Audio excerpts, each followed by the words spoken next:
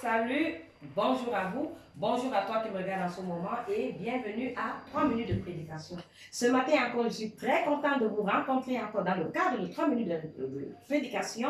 J'espère que la flamme, n'est-ce pas, de la résurrection de Jésus, la flamme de la Pâque illumine continuellement vos vies. Ce matin, nous allons regarder dans le livre de Matthieu chapitre 1, le verset 21.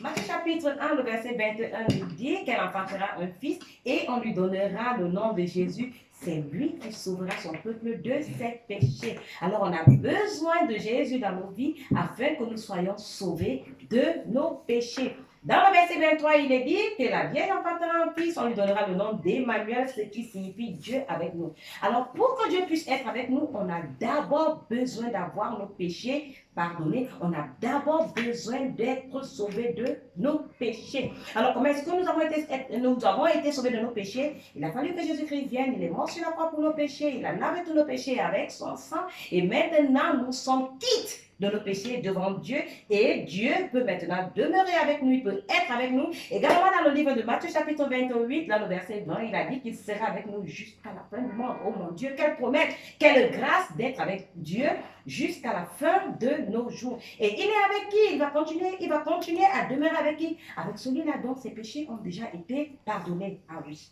Lorsque nous regardons la Bible dans le livre de Genèse chapitre 6, le verset 5, la Bible dit que l'homme est continuellement méchant, que les pensées de son cœur sont continuellement méchantes. Tout ce que l'on fait, tout ce que l'on est apte à faire, ce n'est que la méchanceté. Et à cause de ça, pour que nous puissions, n'est-ce pas, être agréables à Dieu, pour que nous puissions servir Dieu, pour que nous puissions marcher avec Dieu, il faut que nous ayons Emmanuel. Vous êtes d'accord avec moi? Il faut que Dieu soit avec nous, comme il a promis dans le livre de Matthieu, chapitre 28, verset 20, qu'il sera avec nous jusqu'à la fin du monde. Ça, c'est une très grande grâce, et c'est cette grâce et ce privilège que je voudrais partager avec vous aujourd'hui, sachant que pour que nous puissions avoir Dieu avec nous, pour que nous puissions marcher avec Dieu, il faut premièrement que le péché soit enlevé.